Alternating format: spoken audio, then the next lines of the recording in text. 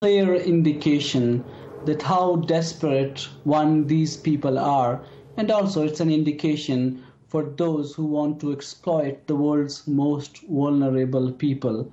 Here in Hungary, we are seeing desperate asylum seekers arriving every day by thousands, over 2,000 every day. Yesterday we saw over 3,000, and it's the same movement which arrives in the Greece, all desperate people, Syrians, Iraqis, Afghans, and they're looking for safety. And if something like this happens, it's appalling, and it shows how dysfunctional European asylum systems are, that people have to give themselves up to the sea. If they survive there, they end up like this. Horrible. Yeah, I mean, in truth, the refrain seems to be at the moment that Europe hasn't faced anything in terms of the volumes of humanity who are currently on the move since the end of World War II. So inevitably, some of those processes are incapable of coping.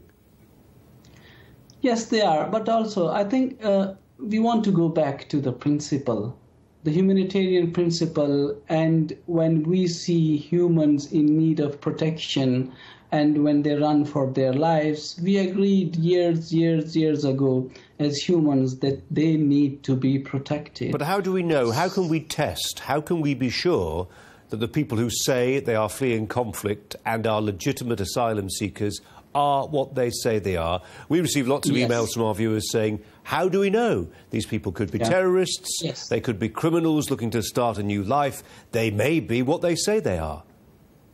Yes, I mean, it's like putting those people to test who have been through so much, but there is a way, you know. There are mechanisms that have been put in place, there are mechanisms that needs to be improved. How you want to put that question to someone who has fled Syria?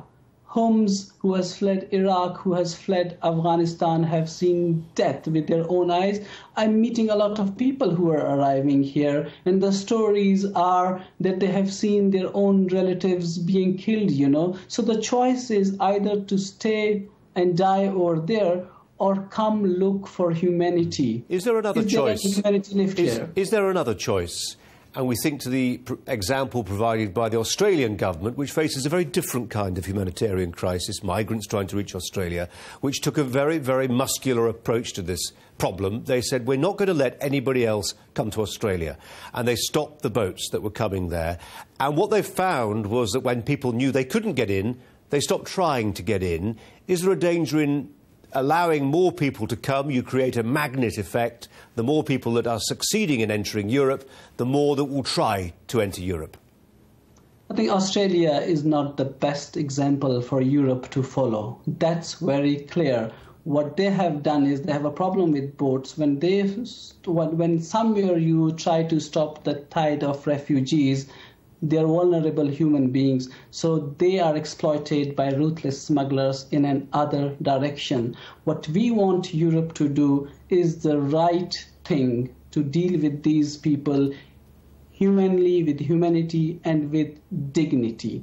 I mean, you see all these people, I mean, you have to be desperate to give yourselves to these ruthless smugglers to cross the Mediterranean. And then, why would you walk with your family, women, children, elderly for days and days and days? These are desperate people. Refugees are fleeing fear. Refugees are not to be feared.